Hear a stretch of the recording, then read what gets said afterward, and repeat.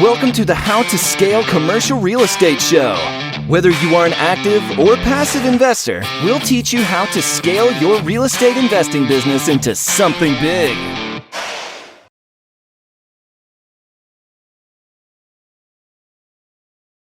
Hey, Pete, welcome to the show. Thank you. Thank you for having me. Man, it's great to have you. I'm excited to jump in and hear your real estate investing story, where you come from, where did you start? Where are you now? I guess, can you pull back the curtains for us on your story? I guess, where did you start? Sure. So I started in 2014. I invest in New Jersey, only New Jersey. That's where I've grown up and lived. And basically we, started investing, just living in a 3-family house that was a total dump, fixed it up, and quickly forced a lot of appreciation without really understanding what that meant. And, from that point on, I was hooked and I wanted to continue to acquire more property. So what I started to do was manage property for other people in the neighborhood. And that kind of created an additional revenue stream in addition to my passive income stream, and in addition to my day job, which was working on Wall Street, at a bank, and basically just acquired like a property a year, fixed it up, forced the appreciation, kept on doing it, and then while we were doing that, the property management business continued to grow. And earlier in 2020, around January, said peace out to Wall Street, left that. And dove into the business full time. Don't regret it one bit, even with having to deal with the pandemic. It's been very exciting. Our growth has continued through 2020. So now we, me personally, I own a handful of doors. We also manage for a lot of different clients. We manage over 100 plus doors now, basically over $30 million worth of real estate. We do it in 3 counties in New Jersey, and I've kind of turned into like the expert for my niche of housing. So it's been very cool. That's fantastic. So your scaling business for you has been really taking rentals that other people have owned and really bringing them into your management company. Yeah. So it's kind of funny because I just went about my business. My whole theory behind owning property is I truly want somebody to have an enjoyable experience when they live under Tverdov Housing. Right. And, my own property, sometimes frankly, we get carried away, and we maybe over improve them a little bit too much. And then for working with other people, it's kind of the same thing, where we don't over improve the properties, but we really focus on delivering, quality care. We make sure that the houses are compliant with the local towns, and people start to notice that. And people just ring me up and say, "Hey, Pete, you think you could help me with my properties? Or my friend has properties," and so on and so forth. And just, it really grew organically. I didn't spend much money on marketing. It was just door knocking, cold calling. And, the system we have is, a lot of people like it from the client side, and the tenant side, tenants seem to enjoy it as well. So it works pretty well. Right. So I was going to ask, that was going to be my next question, is how did you get to where you are? I mean, it sounded like there was a lot of grit and just grinding it out to grow your business to where it is today. Yeah, so it's funny. I'm a big believer in setting goals. I have goals written down, yearly goals written down, and like 3 to 5 year goals written down. And I highly suggest anybody listening to this do the same thing, because you see them every day or every week, and it reminds you, like, crap, do I believe in this or don't I?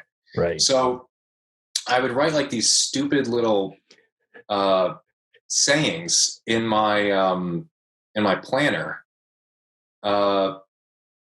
And it was just like pie in the sky goals. And I just kept repeating it. It was almost like fake it till you make it. And then At the end of each year, I would make it. So I was like, okay.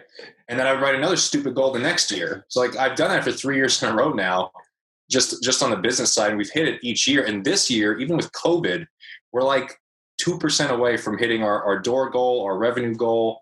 So it's cool to see. Wow. That's awesome. Yeah. What the mind can conceive, you can achieve. I think it's something, probably butchering that statement entirely, but it sounds like that's a big part of your success. Yeah, man. And just outworking people. It's like putting real estate aside, it's like anything in life. You have to, nobody's going to hand you anything. You have to, if you want to make it, you want to be successful, you have to work your ass off. And right. How did you find your first client? I mean, you obviously bought a house. You said it was a 3-bedroom house or something like that, and you guys did forced appreciation. But then how did you go from, hey, I'm a guy owning a house, to, oh, I can manage your property too and make some money while I do it, and it's good for both of you? How did you make that jump? It just took one guy believing in me. So when anybody starts a business, the easiest way to get market share is you work for nothing. And that's kind of what I did. Like, I completely undercut the market. I said, I'll manage your property for, I said, I'll manage it for 7%. I won't charge you a leasing fee. And I was happy. I was making beer money each month, for lack of a better term. And, the guy was super happy because I remember him calling me up and telling me, like, Pete, my doctor said my blood pressure is really high. I can't be dealing with this house anymore. I said, no problem. I said, I'll take care of it. Don't worry about it. And then, I think it was 3 or 6 months later, he was so happy that he hired me, because he was like, Pete, my blood pressure is lower now. I'm healthier. And that made me feel really good. It's like, okay, I'm doing a good job. Yeah. And then it was very slow growth. Like, honestly, it was just picking up the phone and calling people and getting a couple of doors. And then in 2019 is when I got serious. I said, okay, do I want to be a corporate monkey the rest of my life, or do I actually want to grow a business?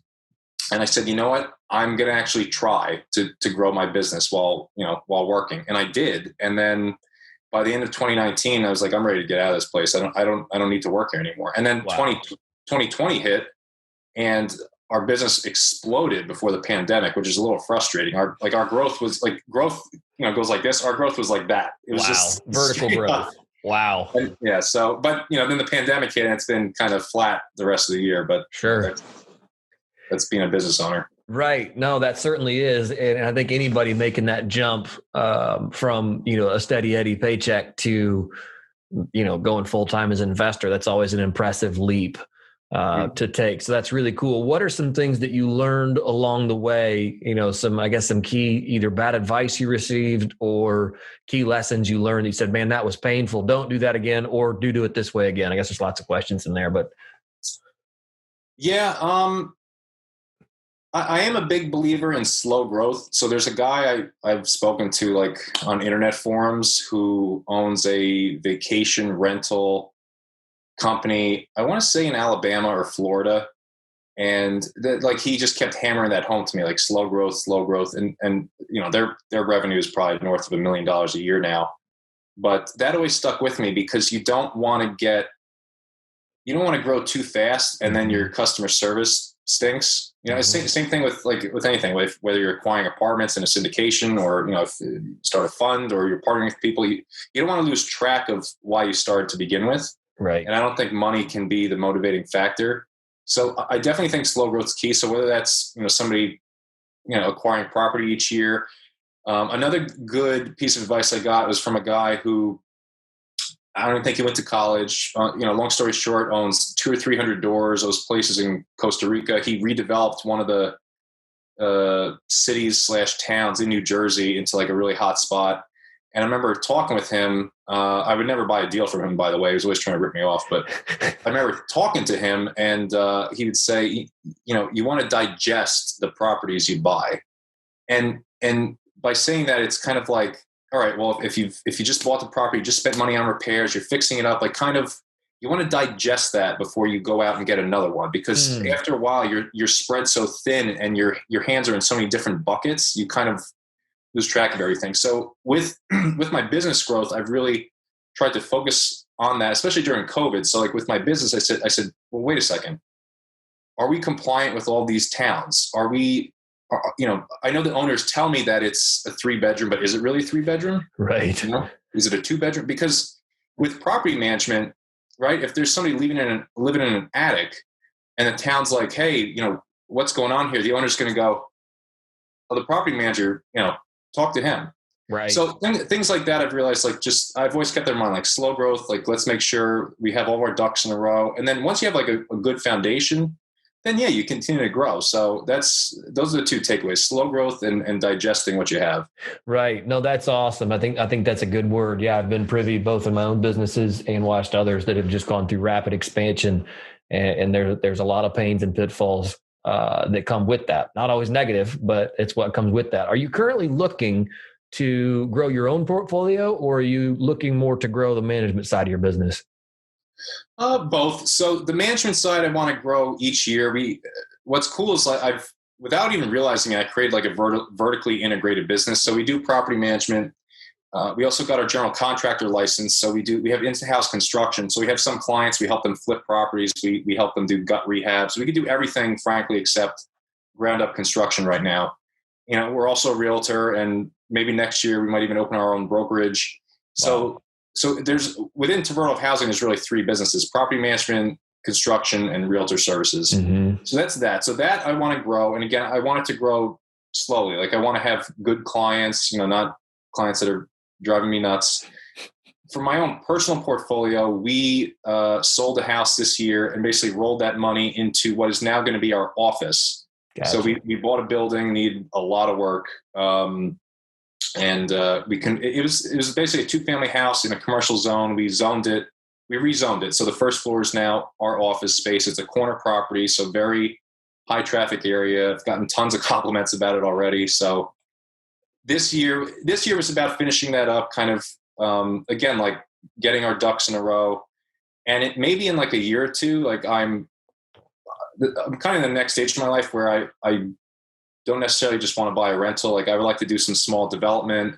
I am kind of entertaining the idea of starting a private equity real estate fund, because I've just had a lot of people from when I've worked on Wall Street, or people who follow us on Instagram, where they constantly like are asking about partnering on stuff, and then Mm-hmm. after a while I was like, maybe I should do that. This doesn't sound modest, but I am like a very modest person. Like Sure. I don't like to attract attention. Like, hey, look at me. I have X amount of doors and I'm worth, all this money. And like, I don't like Right. that. Sure. But I'm good at what I do, frankly, like period. That's why like in my area, there's nobody better. And I'm happy to be arrogant about and Sure. challenge people on, because, I know the market very well. But anyway, those are some of my goals in the future, I would say. Right. And may you always be able to say that. I mean, I don't think that's boasting when you say, hey man, like, look, we really treat people well. Like that's not, that's nothing to be ashamed of. It sounds like, you guys have all the parts and pieces for not parts and pieces. You guys have, like you said, the 3 different businesses. Like how lean and mean is your team? Is there 50 of you, 20 of you, 10 of you? What? Man, I wish there's like, there's like probably 5 people. So it's me. I have another guy who helps with property management. I have 2 leasing agents who are both great. I hired a virtual assistant who is actually in Mexico, and she's been very good. And we do that because we have a lot of tenants who are only Spanish speaking. Mm-hmm. And my Spanish has actually gotten a lot better. It's frankly really motivated me to learn the language. And Sure. when I do speak with tenants, they kind of crack up when I'm talking, but they also appreciate that I try. Sure. So yeah, right now, and then we have some interns that help as well. But really, the team's like 5 people, and we'll see. Like in the future, in an ideal world, I'd like to have a project manager for our construction business. I would like to step back from property management and just focus on, analyzing deals and managing people each day. And that'll happen. And then, we'll probably look, when I open a brokerage, I'd look to hire probably like 10, 12 realtors who are, just really good at their job, and kind of see where it goes from there. Right. I love your slow growth, kind of methodical approach to getting things done, because it sounds like you've avoided a lot of the pains of too fast of growth, but also are able to strategically point to the future and say, hey, this is where we're going. And then it's not like you get there. So that's really cool. Yeah. To add to that point, I will say we haven't really had a client drop us. Wow. We've had a few people, like when we onboard them, with like they change their mind within 2 weeks or a month, which is fine. Sure. But it's been more of us saying, you know what, we don't want your business anymore. It hasn't been people saying like, Pete, you're no good. So that is, to me, I think that kind of speaks for how we do business. Yeah. And so again, like that's what I'm looking for. We're not for everybody. And I tell people that where they want us to work for nothing. I'm like, well, I wish you luck. Go find somebody else. It's not going to be us. Sure. That's neither good for you or them. I mean, in the end. So that's fantastic. Pete, we got to jump into the final 4 questions I have for you. So if you were to distill everything that you've learned in the last 6 going on 7 years and had to give only one piece of advice to an aspiring investor, what would you tell them?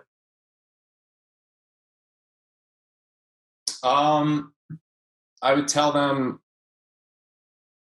lower your living expenses, live like a peasant, and invest the difference. And there's a saying that I completely live by, and I'm trying to recall it, but it's basically you live 5 years of your life the way no one else will, so you can live the rest of your life the way no one else can. And that, I kind of did that. So now, I'm a small business owner, and it's obviously a completely different world and extremely challenging, but I'm not sitting in some godforsaken meeting in a corporation where you leave the meeting and you're like, what the hell did we just talk about? That was a waste of my time. So right. That would be my advice to people. And if they follow that, they're going to have tremendous success. That's awesome. Investing in yourself. What's one thing that you do to stay on top of your game? Just learning, like whether it's listening to podcasts like this or reading books. I don't watch a ton of television. If I do, like I watch a lot of stuff on YouTube, frankly, where it's, different YouTube channels, or it's just constant education. There's so much out there that you can learn, whether it's blogs, YouTube, Instagram, podcasts, it's infinite. So, that's what I would suggest. Awesome. Investing in the world. What's one thing you're doing right now to make the world a better place? Oh, man. What is this, Miss America? Yeah. Man. Again, I would go back to our philosophy as property managers. We're trying to do our best to give the tenants a good experience. And, right. We do that by responding to them pretty quickly when there's a repair issue. We do that when we sign leases with people. We have a lease review video where we kind of go over it with them to over communicate and be transparent. And because there's a stigma about landlords, like they're just trying to squeeze money out of people and they don't care about you and blah blah blah blah blah. That's why we started the business. We try to break that stigma. Did I lose you? Hello. Pete, did I lose you? Hello. Hello.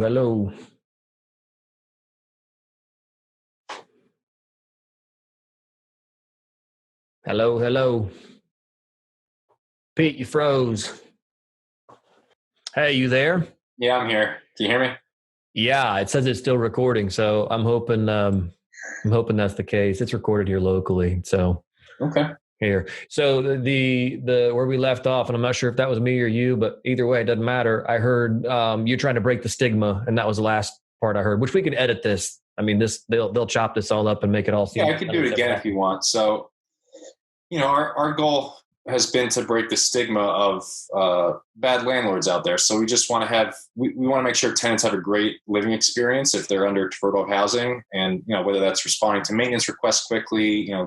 Basically it's communicating with them, just letting them know like, hey, we hear you, we're trying to take care of you, and at the same time it's it's a two-way street. So explaining like, listen, if you do X, Y, Z, you're going to wind up paying for that. So please be aware. And I think people can see that, and some you're not going to please everybody, so people are going to stereotype, and no matter how, what you do and how hard you try, you're still the bad guy, which whatever, then we're the bad guy. But sure. That's what we try to do. And I think that will, maybe be a small way to make the world a better place. Oh, I couldn't agree with you more. I mean, landlords get a bad rap. Everybody's heard of the slumlord, and property management companies in general. At least my experience has said that, they don't all have like the A+ rating, from both the tenants and from the investors. So to really put forth a Class A product in that space is really doing something great for the world, because, Yeah, that's just awesome. Makes it great for the tenants. How can people get a hold of you and learn more about you and your business? Sure. So we're most active on Instagram. So our Instagram is Tverdov Housing.